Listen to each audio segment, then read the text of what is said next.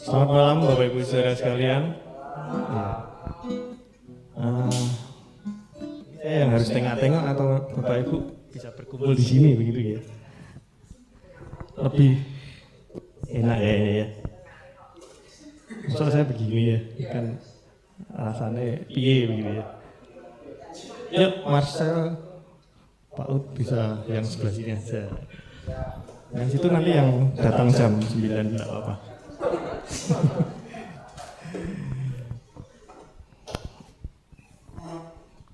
Ya, sekali lagi selamat malam buat Bapak Ibu dan saudara sekalian. Puji Tuhan kalau malam hari ini kita boleh kembali lagi bersama-sama untuk kita boleh belajar firman Tuhan.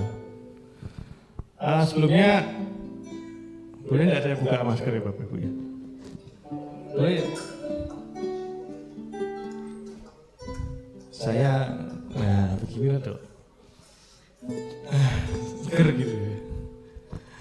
Baik, sebelum kita akan sama-sama memuji nama Tuhan, kita boleh bersyukur atas kasih Tuhan dan berkat Tuhan yang boleh kita rasakan di dalam satu hari ini ya, di dalam aktivitas kita, pekerjaan kita ya, dimanapun kita boleh berada.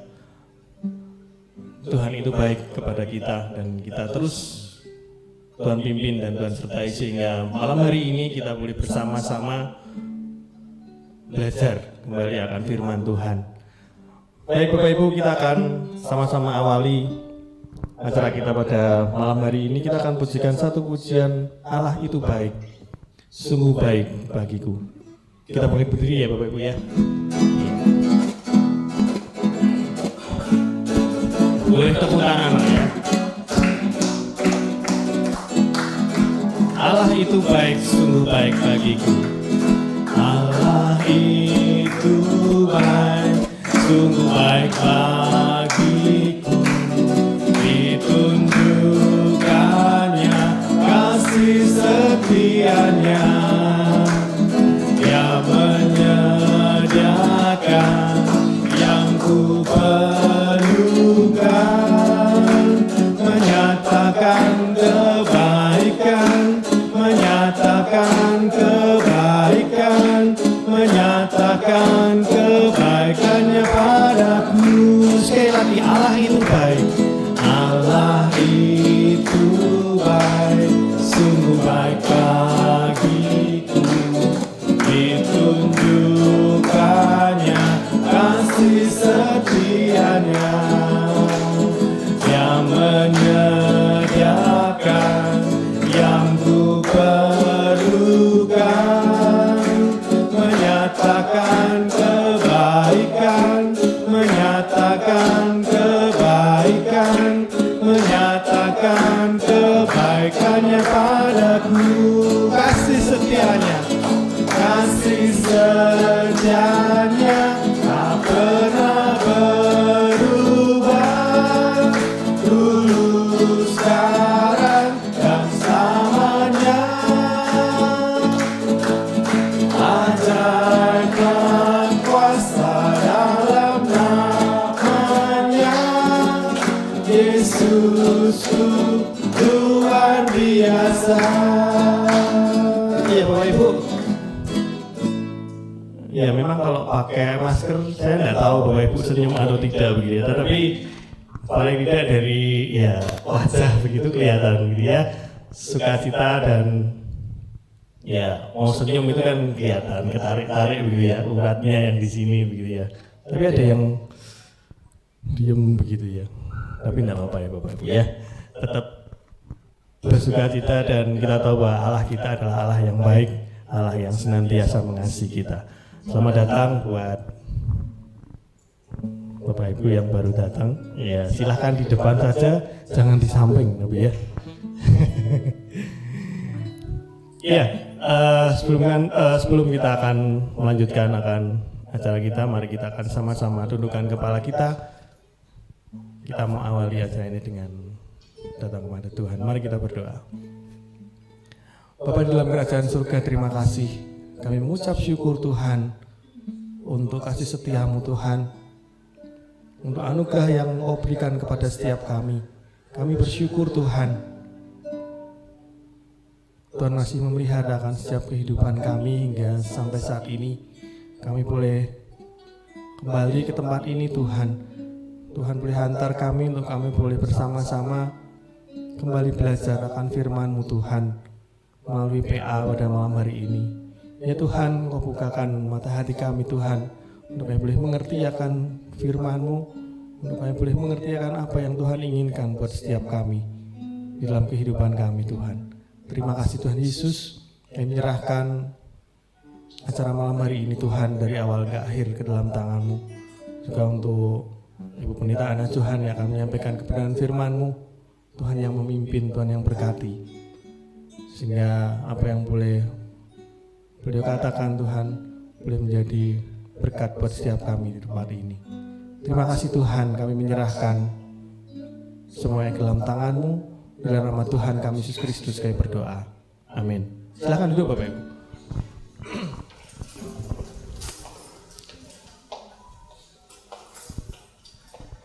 Ya, satu sukacita yang kita boleh rasakan malam hari ini ya, dengan cuaca cukup cerah Bapak Ibu ya. Enggak mendung, enggak hujan gitu ya, tetapi malam hari ini kita boleh ya, kita bisa hadir bersama-sama di tempat ini untuk kita boleh belajar kembali akan firman Tuhan.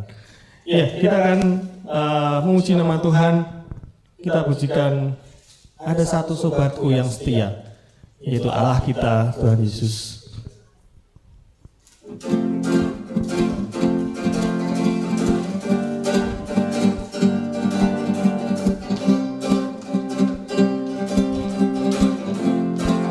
Ada satu sobatku yang setia, sobatku yang setia, tak pernah dia tinggalkan, dia tinggalkan diriku.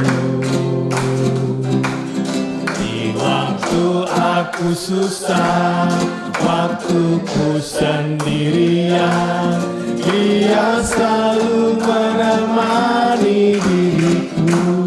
Ada satu sobatku yang setia, satu sobatku yang setia, tak pernah dia tinggalkan diriku. Di waktu aku susah, waktuku sendirian, dia selalu menemani diriku. Namanya Yesus, namanya Yesus, namanya Yesus, nama Yesus yang menghibur hatiku. Namanya Yesus, namanya Yesus, nama Yesus yang menghibur hatiku. Sekali kita mau katakan, ada satu sobatku yang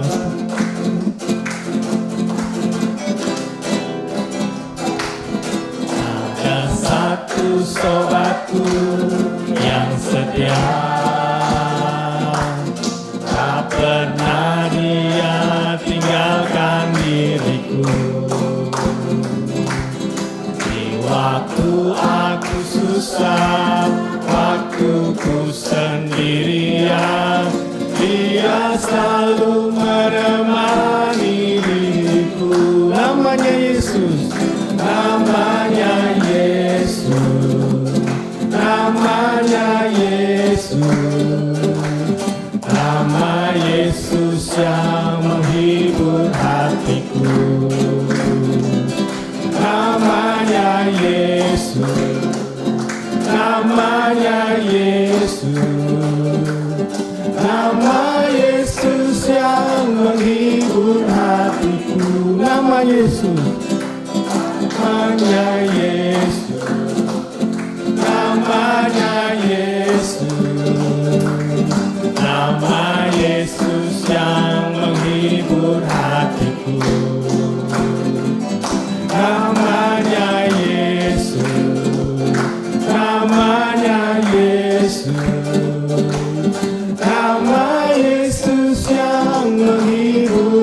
hatiku.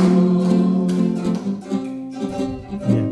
Kayaknya masih lemas begitu ya. Apa memang harus bangkit berdiri begitu ya kalau menyanyi? Oh belum makan. Makan dulu ya kan jadi. Iya, kita bersyukur kita punya sobat yang setia, yaitu Yesus yang selalu menyertai hidup kita, selalu menuntun dan menolong kita. Bapak Ibu, ya tadi siang apa namanya? Ya di pekerjaan saya gitu ya. Ada enggak Pak, ini sudah pulang Pak. Tadi kerja Pak. Ada satu apa namanya? Ya sedikit trouble gitu ya. Saya di bagian keuangan gitu ya. Cuman ada satu laporan yang membuat saya harus ekstra berpikir gitu ya. Biasalah ya, namanya keuangan, uang yang gede, dikaliku yang ya begitulah Bapak Ibu ya. Ada pembelian, ada barangnya tidak sesuai dan segala macam bla bla bla bla bla begitu ya. Saya mau mempersiapkan diri begitu ya untuk ya nyicil begitu ya, nyanyi lagu tadi untuk mempersiapkan ini Bapak Ibu ya. Malah dikasih iki opo begitu ya. Saya harus berpikir lagi, tidak jadi persiapan Bapak Ibu ya. Sudahlah tak bikin laporan, segala macam. Sudah ditunggu itu Bapak Ibu ya. Ternyata hasilnya tidak sesuai begitu ya. Jadi apa yang saya hitung, apa yang hasilnya tidak sesuai dengan aslinya begitu ya. Saya sempat bingung begitu ya. Apalagi ya semua sudah nota segala macam perincian segala macam sudah benar begitu ya. Kok hasilnya enggak sama begitu ya. Hasilnya kok enggak ketemu begitu ya. Saya kan bilang ini sudah hampir setengah 4. Saya pulang kantor jam 4 Bapak Ibu ya. Setengah 4 lebih. Barbar begitu ya. Lembur ya berarti saya bilang. Ini piye gitu ya. Saya ngomong sama teman saya, ini dibayarnya hari ini atau besok gitu ya. Saya begitu. Ya hari ini. Soalnya bos saya tidak akan pulang kalau itu belum selesai. Aduh gitu saya gembrobos sama kalau saya sama seperti sekarang saya gembrobos, sudah tahu ini kok panas banget gitu ya. Usut punya usut gitu ya. Ternyata ada sesuatu yang pasti namanya ada yang bermain di situ ya. Dari dalam tempat saya bekerja begitu ya. Ada seperti double begitu ya dan sebagainya. Saya ngomong nggak enak. Nggak ngomong kok salah begitu ya. Saya cuma bilang dan saya harus ngapain begitu ya. Saya harus ngomong apa enggak. Terakhir saya tidak tahu apakah ini salah atau betul, tetapi saya bilang Pak, saya akan ngomong begitu ya dengan segala konsekuensi, paling-paling ya bahasa Jawanya dionek-onek ya begitu ya. Tidak apa-apa lah ya. Saya bilang ini begini. Kok bisa? Ya saya tidak tahu, saya hanya menghitung. Dan ini temuan saya seperti ini. Gitu ya. Oh gitu ya. Siapa? Si A. Panggil. Waduh, adalah atasan saya ternyata ya. Dipanggil Pak Bos gitu ya. Loh, kenapa gitu ya? Ya enggak tahu gitu. Panggil. Setelah itu saya ketemu lagi, saya bilang, Pak saya boleh pulang gitu. Ya udah ditinggal aja. Dalam hati saya ayem gitu ya. Saya enggak mikir besok gitu. besok piye, tapi ya mereka boleh pulang gitu ya. Satu sisi memang banyak hal di dalam setiap pekerjaan kita gitu ya, segala konsekuensi, segala resiko yang kita lakukan memang membuat kita harus ekstra ekstra berhati-hati, ekstra berserah kepada Tuhan apapun itu. Dan itu yang saya lakukan, terserah Tuhan lah, saya mau diapain ya terserah gitu ya. Pokoknya saya sudah lakukan sesuai dengan apa yang memang harus dilakukan begitu ya. Dan malam hari ini saya bersyukur saya bisa ada di tempat ini, dan saya tidak pernah pikirkan besok urusannya besok ya, ketemu lagi, gitu ya, saya tidak tahu. Pokoknya saya malam hari ini saya hanya berdoa, pokoknya beres lah ya, saya tidak ngerti gitu ya. Dan jadi saya di depan di WA teman saya, kita aman. Saya cuma ya puji Tuhan lah ya, saya enggak sangkut sih, tapi aman gitu ya. Ya, dengan semua yang saya alami itu, saya cuman bilang buat Tuhan itu tidak pernah tinggalkan kita ya. Kalau kita mau berserah kepada Dia, dan apapun yang kita lakukan, kalau kita sudah ya yang penting sesuai dengan apa yang harus dilakukan ya, semua akan Tuhan atur untuk kebaikan kita. Ya, malam hari ini kita akan sama-sama belajar firman Tuhan, kita mempersiapkan hati kita. Kita akan pujikan satu pujian, karya terbesar.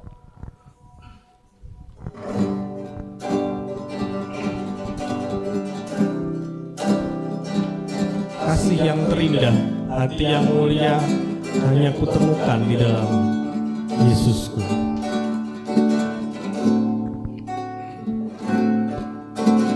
Kasih yang terindah,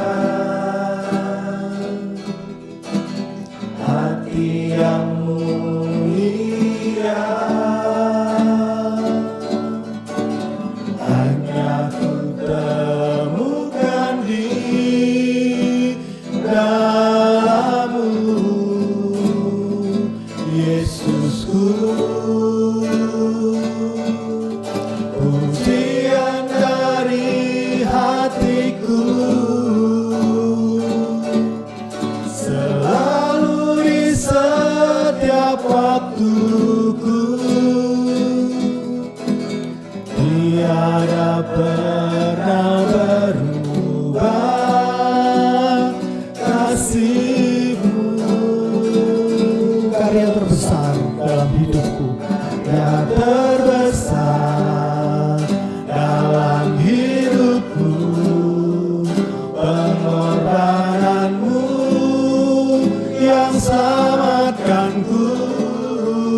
Engkaulah harta yang tak ternilai, yang ku miliki dan ku hargai. Yesus, Engkau ku kagumi. Kita dapat berdiri Bapak Ibu, kita akan menjaga lagu ini sekali lagi. Kasih yang terindah, hati yang mulia.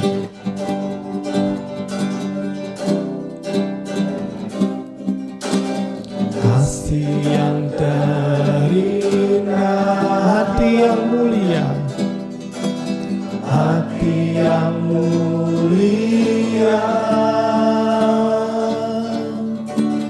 hanya ku temukan di dalam-Mu,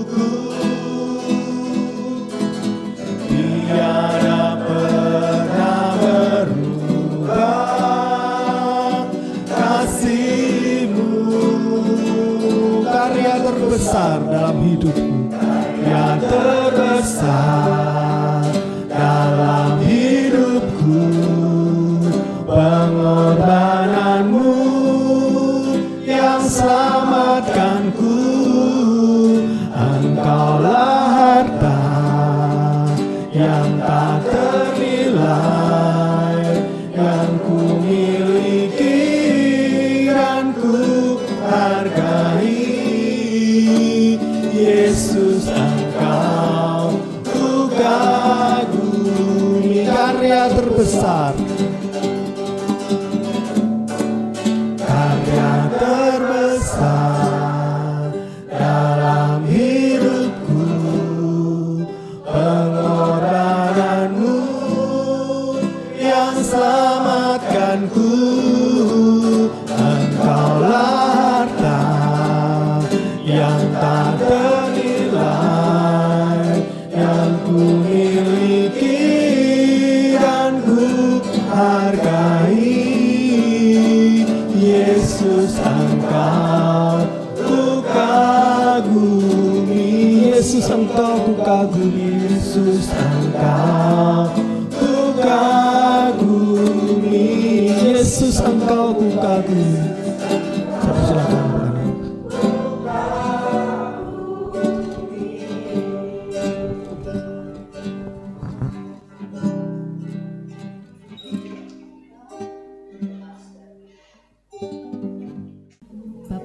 Terima kasih Tuhan mengasihi kami, memelihara hidup kami, memberi dan terus memberi apa yang kami perlu, apa yang kami butuh.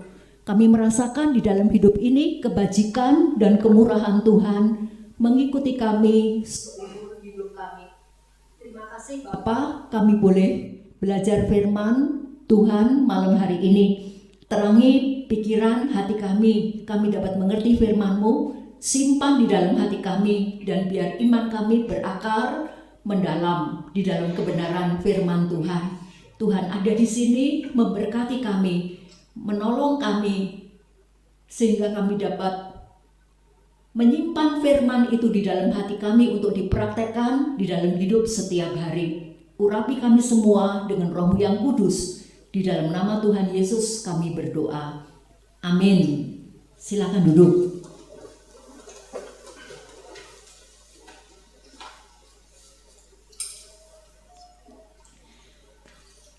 Malam hari ini kita akan belajar dari seorang tokoh yang bernama Lydia, perempuan yang murah hati.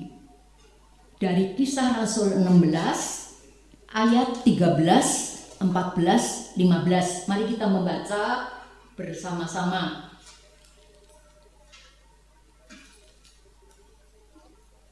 Kisah 16 mulai ayat 13. Pada hari Sabat, kami keluar pintu gerbang kota. Kami menyusur tepi sungai dan menemukan tempat sembahyang Yahudi yang sudah kami duga ada di situ. Setelah duduk, kami berbicara kepada perempuan-perempuan yang ada berkumpul di situ. Seorang dari perempuan-perempuan itu yang bernama Lydia turut mendengarkan. Ia seorang penjual kain ungu dari kota Tiatira yang beribadah kepada Allah. Tuhan membuka hatinya sehingga ia memperhatikan apa yang dikatakan oleh Paulus. Sesudah ia dibaptis bersama-sama dengan seisi rumahnya, ia mengajak kami, katanya, jika kamu berpendapat bahwa aku sungguh-sungguh percaya kepada Tuhan, marilah menumpang di rumahku. Ia mendesak sampai kami menerimanya. Sampai di sini. Lydia, tidak ada data yang memastikan apakah Lydia seorang wanita yang membujang atau ia seorang janda. Tapi kalau tema kita mengatakan perempuan yang murah hati, itu pasti. Apa tuh murah hati itu? Untuk itu mari kita melihat, ini PA ya katanya ya, Matius 5 ayat 7, yuk murah hati. Matius 5 ayat 7 bilang begini, berbahagialah orang yang murah hatinya, karena mereka akan beroleh kemurahan. Murah hati.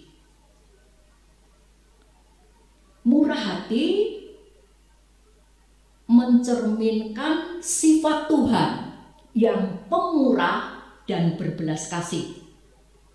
Murah hati itu di dalam bahasa Yunani memakai kata elemos.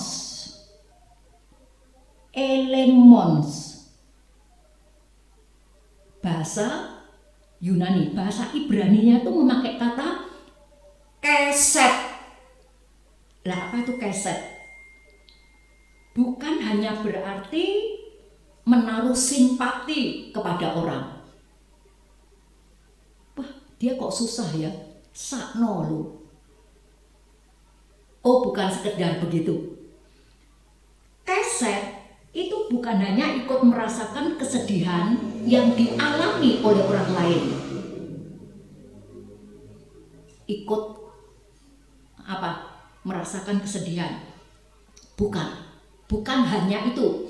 Tetapi keset itu yaitu kemampuan untuk menempatkan diri benar-benar di dalam diri orang yang susah, yang menderita. Sehingga kita dapat melihat segala sesuatu dengan mata orang itu. Memikirkan sesuatu dengan pikirannya. Kemudian merasakan sesuatu dengan perasaannya. Itu yang dikatakan di dalam buku tafsir yang ditulis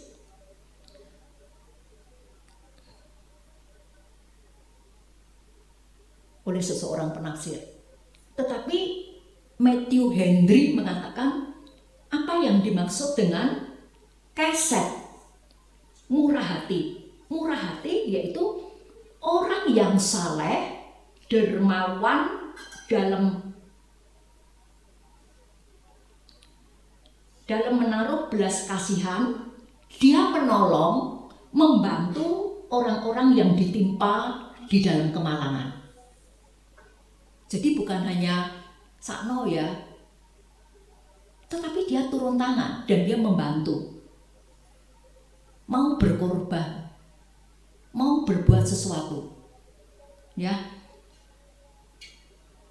dikatakan berbahagialah orang yang murah hatinya, karena mereka akan beroleh kemurahan.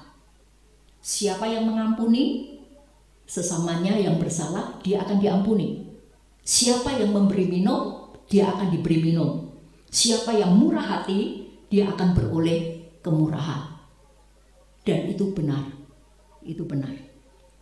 Nah, sekarang kalau dikatakan Lydia orang yang murah hati, dalam hal apa? Dalam hal apa? Ya, ada orang yang masuk penjara karena apa?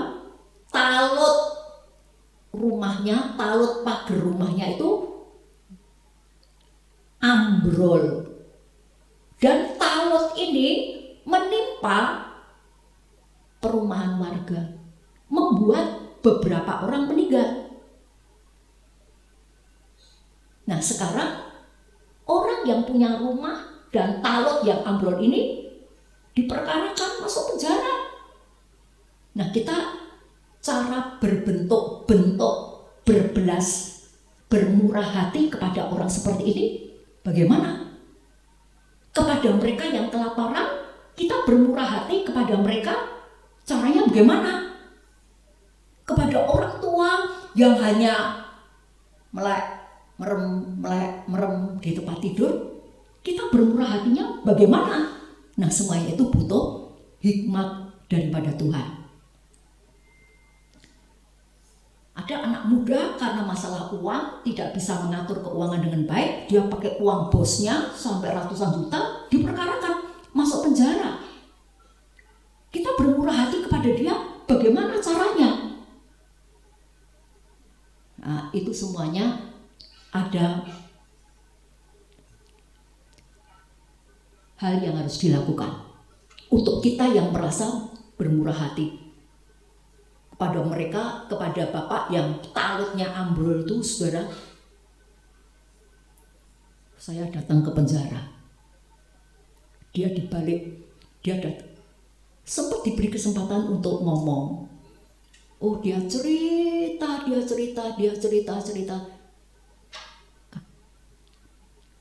Saya mendengar saja. Tapi bagi dia berkata, aku senang kamu mau mendengar dan kamu mau datang. Itu bentuk kemurahan. Tapi untuk pemuda yang tadi apa? Karena pakai uang bosnya sampai ratusan juta diperkarake.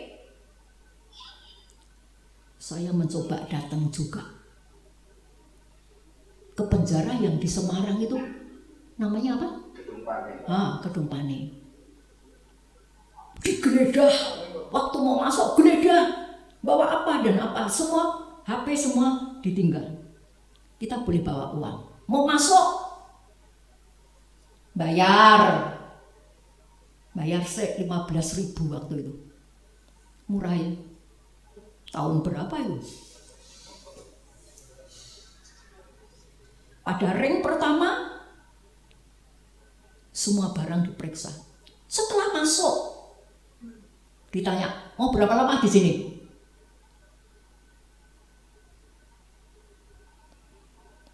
"15 menit", diberi waktu 15 menit. Lebih daripada itu bayar. Ki opo-opoan. 15 menit, akhirnya 15 menit. Dia sempat ngomong, terus kami doa bareng. Sakno to ya, selain ditinggali makanan, kakek duit. Seumur nanti untuk perlu, untuk apa? Ternyata duit itu bukan dia pegang sendiri. Kamu tadi kan dapat duit, kami harus dikasih jatah semua. Kalau enggak, kamu mesti cuci kamar mandi, ngosek WC. Jadi ditinggali yo masalah, tidak ditinggali duit yo masalah. Setelah itu saya enggak datang lagi.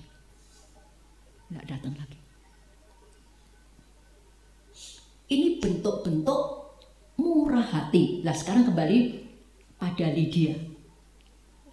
Di sini ada yang namanya Lydia, ciciknya Monica. Lydia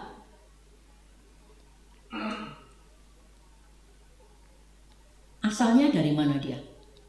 Saya asal dari Solo, kampung Margorejo, deket Margoyudan, Jalan Mungin Sidi. Bukan orang Semarang asli. Lydia itu bukan orang Tiatira semestinya, tetapi dia itu berasal dari daerah yang bernama Lut, L-U-D. Lut aslinya orang situ, yaitu di Asia Kecil. Kalau sekarang ini Turki. Ketika daerah Lut, ketika dijajah oleh Persia, daerah Lut ini sudah berbudaya tinggi dalam hal kerajinan tekstil halus dengan warna celupan ungu. Jadi sudah ada ini. Yang kedua, sudah berbudaya tinggi dalam penggunaan beragam alat musik. Sudah berbudaya tinggi dalam penggunaan mata uang logam. Rupa-rupanya Lydia yang asli dari Lut itu, dia berusaha untuk mengembangkan usahanya. Dia seorang yang berani, seorang yang percaya diri. Kemudian dia ekspansi, dia pergi ke Tiatira. Tiatira itu, saudara, di kota Filipi, dan kota Filipi itu wilayah Makedonia. Kota ini sebagai pusat perdagangan, tempat pelancongan orang Roma, dan daya beli penduduk di situ, di Filipi itu cukup tinggi. Jadi Lydia dari kampung halamannya, asal usulnya dia pergi ke Tiatira. Naik apa? Tidak ada pesawat waktu itu, tetapi dia naik kereta. Bukan kereta api, tetapi kereta berkuda. Menempuh waktu kira-kira 1 minggu untuk pergi ke Tiatira itu. Setelah dia naik itu kereta berkuda itu, dia naik ini kapal untuk pergi ke Tiatira. Semua itu makan waktu kira-kira 1 minggu. Jadi orang ini benar-benar percaya diri, dia punya orang yang ambisi. Pokoknya usahaku harus berkembang. Aku tidak mau hanya begini-begini saja, tapi aku harus berjuang. Jadi dia itu, wah, perempuan yang begini. Kemudian dikatakan di sana, Lydia sebagai seorang pengusaha yang cukup besar di dalam hal tekstil, ia tentunya mempunyai banyak karyawan. Agaknya beberapa karyawan ikut pindah dari Lub pergi ke Filipi, dan beberapa karyawan tinggal serumah dengan dia. Dan karyawan-karyawan ini dianggap keluarga sendiri. Baktie dewek, wonge dewek. Apa yang Lydia makan? Ya dimakan sama ini karyawan-karyawannya. Bukan ini makanan orang depan, makanan orang belakang. Apa yang dimakan oleh orang depan tidak boleh dimakan oleh orang belakang. Orang belakang masak sendiri. Enggak. Lydia bukan orang seperti itu. Apa yang aku makan, ya kamu juga makan, karyawanku. Makananmu ya persis makananku. Itu dia anggap keluarga sendiri. Baik, ini orang seperti ini baik ya. Tidak menganggap, oh status sosialnya beda.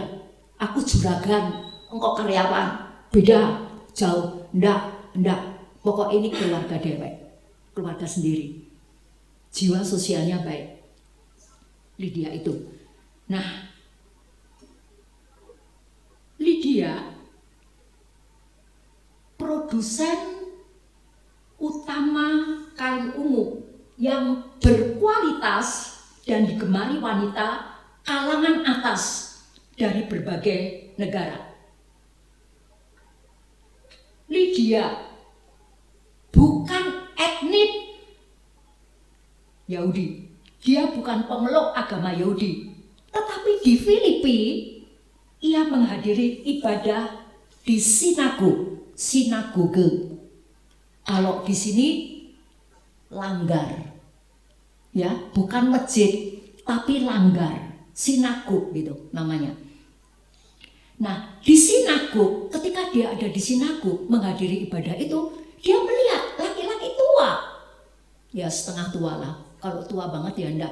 Laki-laki tua, setengah tua, dan juga 3 yang muda. Dan belajar berkenalan. Lydia ini belajar berkenalan. Aku Lydia, mungkin gitu ya. Ini bapak setengah tua ini, Paulus. Kemudian 3 pemuda ini, siapa itu? Timotius, Lukas, dan Silas. Jadi dia berkenalan kepada mereka.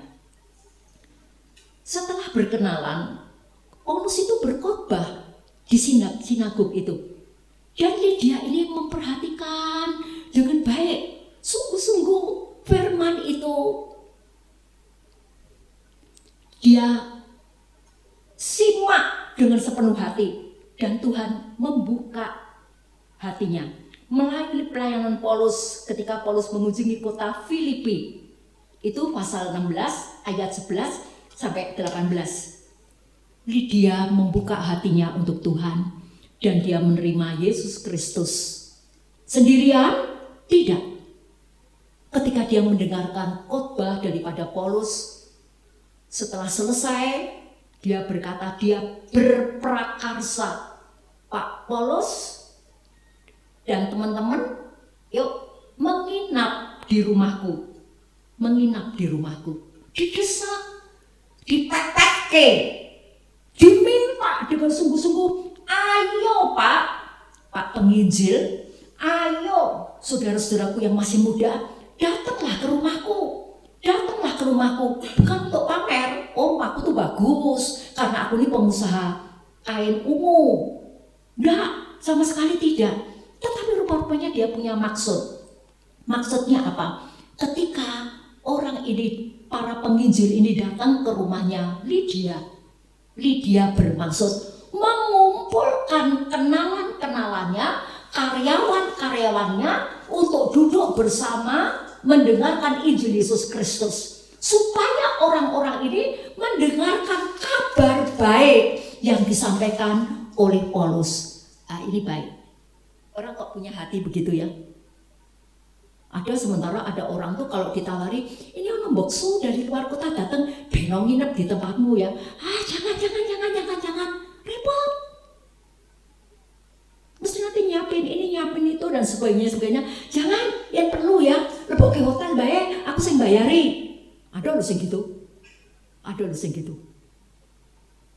Ya, tapi ada orang yang minta, beno di tempatku tuh ada kamar. Beno di tempatku. Ini kesempatan aku melayani hamba Tuhan. Itu baik. Saya boleh berkata, Bapak Ibu kenal nggak sama mereka yang tinggal di daerah Indrapasta bagian depan? Mesti kenal yang bernama Pak Hirman.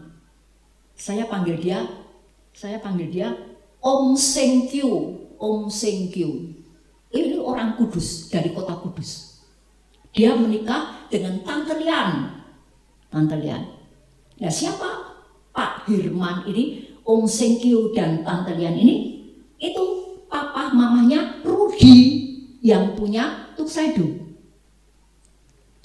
Dia kalau ada mahasiswa praktek dari Malang saat ya, mesti dia minta kepada majelis, beno turu nggon aku tak openane 2 bulan.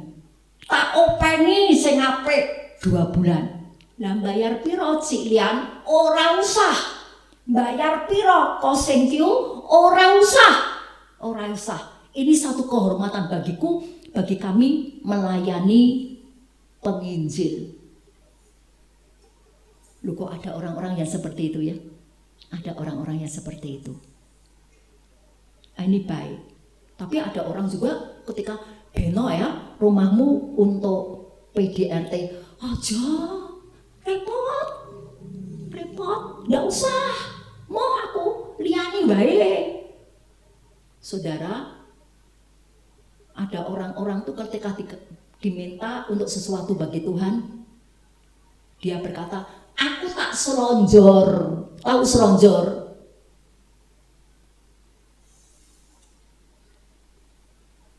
Apa selonjor?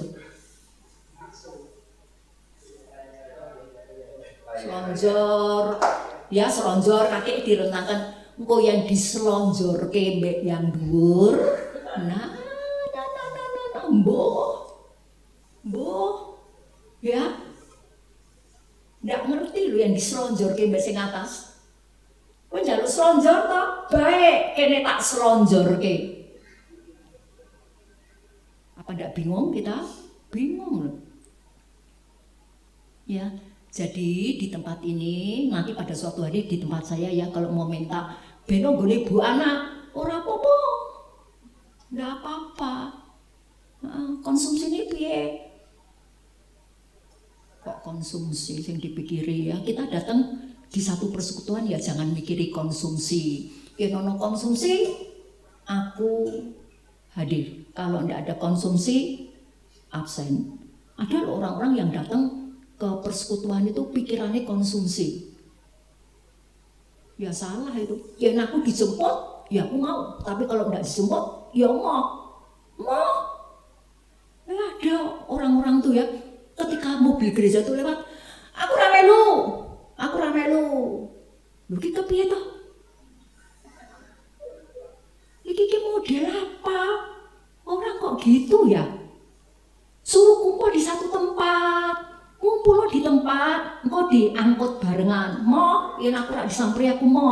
Demikian disampuri, aku ra melu ya, absen. Kirim salam.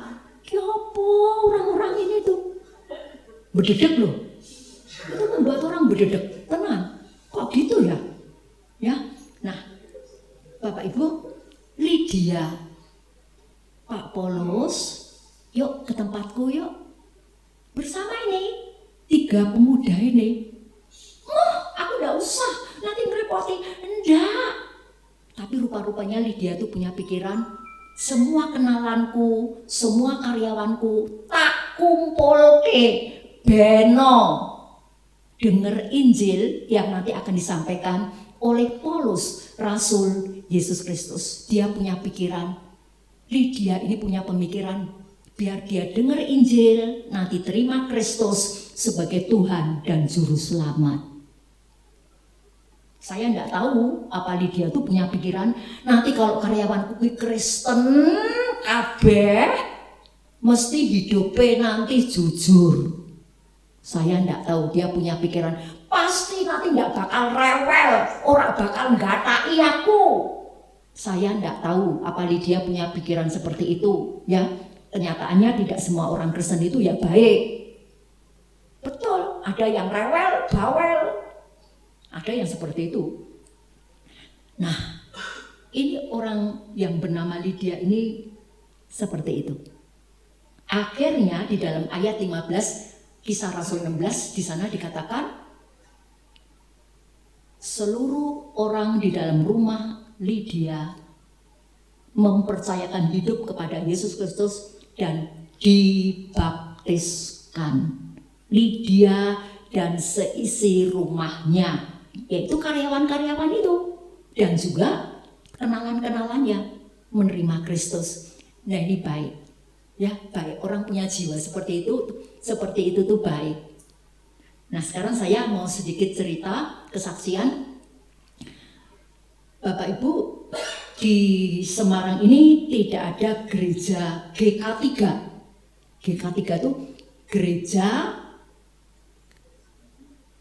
Kristen Kalam Kudus. GK3, Gereja Kristen Kalam Kudus. Di Semarang enggak ada, di Jogja ada, di Solo ada. Nah, asal usulnya Solo ya. Asal usulnya GK3 Solo ini seperti ini. Ada seorang pendeta, saya panggil dia Om Petrus Iman Santoso. Tadi Om Sengkyu dan Tante Lian, ini dua-dua sudah berpulang ke rumah Bapak. Om Petrus ini juga sudah pulang. Istrinya namanya Winyo. Saya panggil dia Tante Wi. Ini juga sudah pulang ke rumah Bapak. Tapi dia punya teladan, memberikan teladan yang baik. Dia tuh tinggal di Loji Wetan. Loji Wetan itu gang berapa saya nggak begitu ingat, dekat daerah GKI Sangkrah. Nah, dia punya rumah di situ, ada persekutuan di situ. Terus Om Petrus ini punya tetangga kebanyakan orang dari penjual kain di pasar Klewer. Jadi ence dan encim katok. Encimnya pakai katok, pakai celana. Maksudnya tuh celana. Encim pakai celana. Mama saya ya encim, tapi pakai sarung. Bukan jarik loh, sarung. Ini encim katok. Lucu ya, encim nganggo katok tuh Bu Ana. Ya memang katok panjang itu ya. Nah, kemudian Pak Petrus ini ya bilang sama si encim itu, Cim, sok rebo lo Cim, jam berapa dia sebut ya? Nggo kono kumpulan Cim. Kowe teko ya Cim ya? Kowe teko ya Cim? Cek, teko ya Cek. Teko ya. Itu encim cek enggak bisa bahasa Indonesia. Ngoko. Nah, Pak Petrus ini Holland Sprakennya begini. Tetapi dia tidak bisa bahasa Mandarin. Encek ini pinter bahasa Mandarin.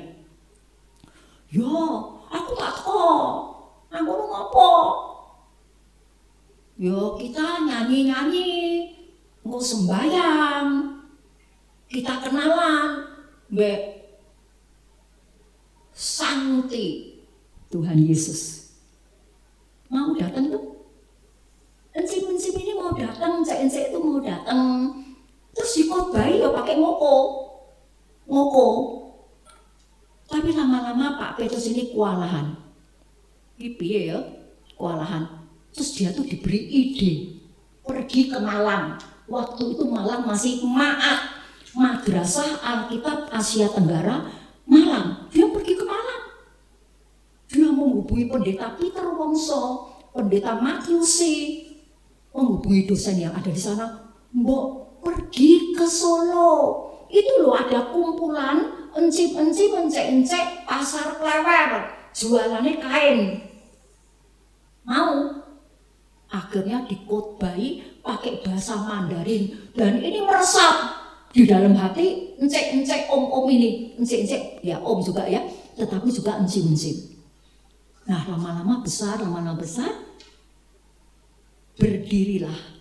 Akhirnya mereka jadi orang Kristen, berdiri gereja Kristen Kalam Kudus. Itu cikal bakalnya dari Pak Petrus yang itu tadi menghubungi encim-encim sama encek-encek ini tadi. Nah, kita mungkin tidak tahu pergi ke sana, tapi pendetanya pernah kita undang, Pri Suhandi. Saya tidak tahu Pak Pri Suhandi tahu sejarah apa enggak, tapi sejarahnya seperti itu. Nah ini Om Petrus ini murah hati. Dia noto bangku dewe, dia bersih rumah itu sendiri. Kelihatannya memang tidak ada pembantu. Dia juga tidak minta itu pembantu yang ada di gereja, pastor gereja. Wah lu mau kene, kira siapa pas itu pastornya atau rumah sendiri saya juga tidak tahu. Tidak, dia semua dikerjain sendiri. Ya, dan yang membuat saya melihat itu ya, Om Petrus ini kok telaten ya, ngeladeni orang kok telaten. Sabar, ya. Kalau ini belum datang, besok dibaleni lagi, datang lagi. Teko, nggon aku, ono kumpulan. Nah itu. Terus saya juga berkesan kepada seorang, ini juga sudah berpulang. Siapa itu? Saya panggil dia Cik Rin. Cik Rin itu punya mama. Dia punya anak 2 orang. Suaminya saya lupa namanya. Dia punya mama namanya saya panggil Encim Guanxiang. Ini Encim pakai sarung, enggak pakai katok, tapi pakai sarung. Nah, Encim ini, waduh, Encim ini punya sakit jantung. Tapi dia tuh pergi ke kampung baru dekat kantor pos di Solo, belakang kantor pos. Dia pergi ke kampungnya, dia waktu itu tinggalnya di tengah-tengah kampung. Dia bilang, Bu, kowe lu mau nggon aku, Bu, nggon aku ono kumpulan. Yang kowe ora, mengko didongake, Bu, mbek pendetane.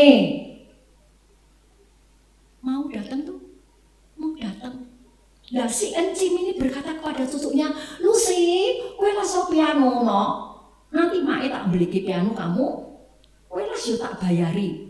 Nanti kalau ada persekutuan di sini, kamu sing ngiringi. Yo Mak, aku mau. Ini lu murah hati. Padahal kalau si Encim ini dapat duit dari anak-anaknya, Encim ini dipesan, Mah untuk jajan, untuk senang-senang Mama. Bila perlu Mama keluar negeri pakai duit ini, yo. Tapi beli piano tuh ngeles kayak putune, main piano. Nomor 1 bagi Encim ini, pekerjaan Tuhan harus maju di kampung ini. Wah, kalau saudara pergi ke Solo lagi ya, di sana dekat Kali Larangan ada Ci Eli, suaminya namanya Kosing. Oh, dia siapin rumahnya. Dia keliling ke kampung itu. Nggon aku ono kumpulan. Teko ya Bu, datang. Nah, nanti event besar, misalkan seperti Paskah, ini yang namanya Tante Rin, Cik Rin, dia punya rumah-rumah ini tadi, sewa apa? Daihatsu. Sing bayari siapa? Bukan gereja. Sing bayari yaitu pakai kantongnya, uang dari kantong sendiri dibawa ke gereja. Di sana dia dengar, banyak sekali orang mendengar kabar baik yang disampaikan oleh pendeta. Ini orang-orang yang murah hati. Dan saya melihat sampai hari ini keturunannya diberkati oleh Tuhan. Keturunannya tidak ditinggalkan oleh Allah. Luar biasa ya. Ini luar biasa. Murah hati. Lydia memanggil penginjil, Paulus dan rekan-rekan. Dia kumpulkan banyak orang. Berhenti sampai di situ? Enggak. Orang ini bukan hanya mikiri kerjaannya, bagaimana cara supaya kerjaannya maju, mendatangkan untung besar. Bukan hanya itu, tetapi dia memikirkan pekerjaan Tuhan. Lydia bukan hanya membuka diri terhadap Injil, melainkan juga membuka diri terhadap usaha pemberitaan Injil. Ia mendesak para pemberita Injil menginap di rumahnya. Ia bermurah hati memperlakukan para pemberita Injil sebagai kerabat. Ia membuka rumahnya menjadi gereja. Baik ya, saya tidak tahu waktu itu ada izin enggak untuk buka rumah jadi gereja, itu ada izin apa enggak. Tapi kalau sekarang ya memang sulit. Ya, memang sulit. Nah, saudara tahu tahun 40 atau tahun 50 rumah Lydia itu menjadi gereja pertama di benua Eropa. Jadi rumahnya benar-benar jadi gereja di benua Eropa. Dan di rumah ini Injil menyebar ke seluruh Eropa. Ya, dari benua Eropa berita Injil dibawa kemana? Ke Pulau Nias, Indonesia, ke Pulau Nias, ke Pulau Sangile, ke Pulau Banda, Halmahera, Sumbawa, Madura, dan lain-lain. Semua itu bermula dari rumah Lydia. Hebat ya. Nah, ketika Injil sudah sampai ke sana sini, apakah Lydia masih hidup? Tidak tahu. Tetapi pekerjaan yang dia lakukan, menyediakan rumah, memberikan tumpangan bagi penginjil, waduh, itu dia kerjakan dengan sepenuh hati, dengan sebaik-baiknya. Saya juga melihat di dalam gereja ini banyak orang yang murah hati. Pak Darsono, kalau ada penginjil datang di sini, kelihatannya ya, gitu kok kirim makanan ya, sangu ya. Iya Pak, bandeng atau apa gitu Pak. Iya kadang-kadang. Yang jelas kalau saya suka dijak makan. Makannya banyak rasanya. Dijak makan ya. Dijak makan dia seneng ya. Setelahnya aku nggak minta dijak makan. Enggak. Tapi saya sering dijak makan.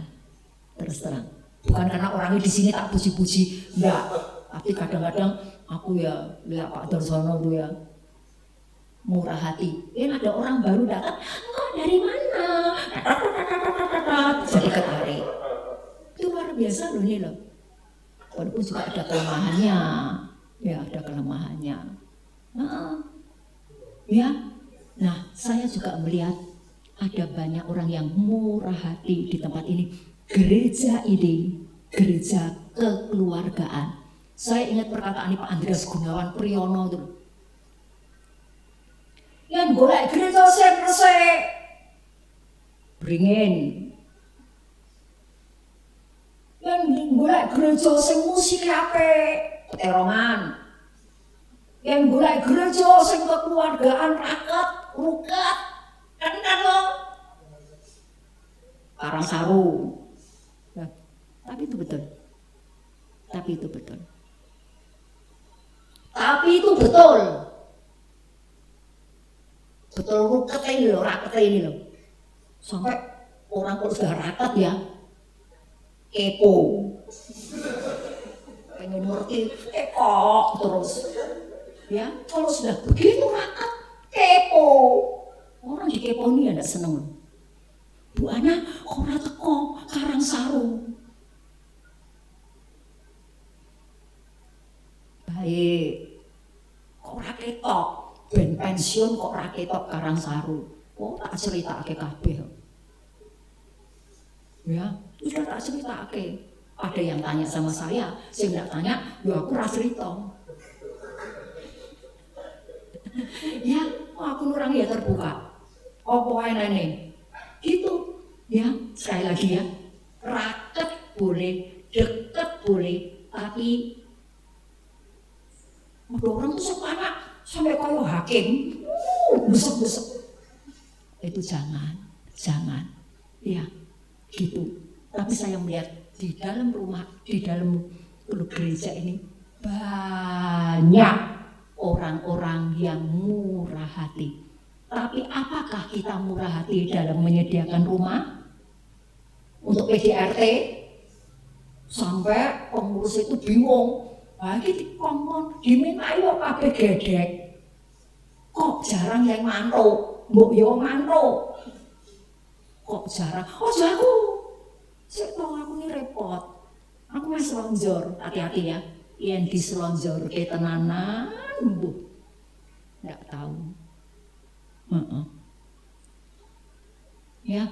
Nah, Lydia, saya percaya dia tidak tahu kalau Injil dimulai dari rumahnya dan akhirnya tersebar sampai ke Indonesia. Mari kita berbuat sesuatu yuk, mumpung masih ada kesempatan. Minimal buka hati untuk Tuhan, buka hati untuk rumah kita bagi persekutuan. Nggak usah mikir, wah susah buat siapkan konsumsi. Itu yang saya tadi bilang tepatnya si Eli, Cikrin, teh, tawar, disiapin gula. Makanannya apa? Lemper. Berapa? Cek itu 1. Wes, kalau enggak Nogosari, cek 1. Enggak ada apa-apa lagi.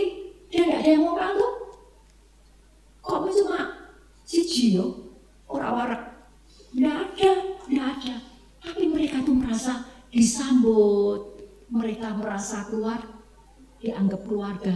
Wes sudah senang. Ya, yuk. Kalau pada suatu hari kita ditawari, mau enggak menginjil, mau enggak berbuat sesuatu untuk Tuhan. Ada banyak kerja untuk Tuhan Yesus. Yuk kerja yuk, mumpung hari masih siang. Malam akan tiba di mana seorang pun enggak bisa kerja lagi. Wah, Lydia ini sampai dikenang sampai sekarang. Lydia, banyak orang yang namanya Lydia saya perhatikan, tapi mungkin enggak tahu bahwa rumahnya dulu dipakai untuk memberitakan Injil dan dia menampung banyak penginjil di rumahnya. Baik ya. Terus, ya Bapak Ibu, kita boleh belajar tentang sosok Lydia yang murah hati, dan biarlah kita boleh kembali diingatkan akan setiap dalam kehidupan kita boleh belajar untuk kita boleh bermurah hati pada siapapun. Dan pada saat ini kita akan akhiri acara PA. Kita akan pujikan Bapak terima kasih, dan setelah itu nanti Ibu Betty. Bapak terima kasih. Bapak terima kasih. Bapa di dalam surga.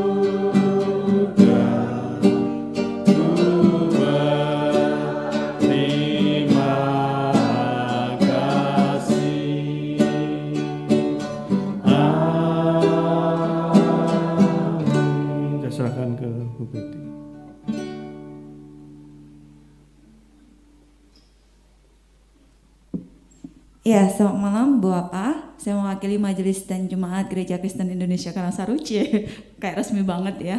Mengucapkan terima kasih untuk pelayanan Ibu Ana Johan dan juga untuk rekan-rekan yang boleh melayani pada malam hari ini dan Ibu Bapak yang berkenan hadir di dalam pembelajaran atau pendalaman Alkitab pada malam ini, kiranya mendapatkan berkat.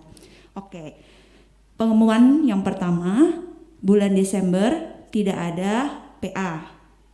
Kemudian yang kedua, hari Sabtu besok, Sabtu pertama, kita ada Karangsaru Morning Blessing. Persekutuan doa pagi khusus 1 jam saja begitu ya.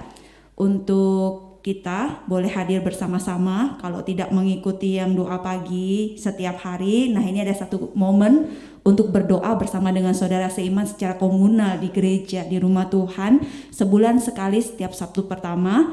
Dan besok akan dilayani oleh Pendeta Rahmat Raja Guguk dari GKI Gereformit Semarang. Kami mengundang untuk Ibu Bapak berkenan meluangkan waktu untuk berdoa bersama-sama pada hari Sabtu tanggal 5 November. Betul ya, 5 November pukul 5:30. Demikian pengumuman kita hari ini. Sekali lagi terima kasih, Tuhan Yesus memberkati kita semua.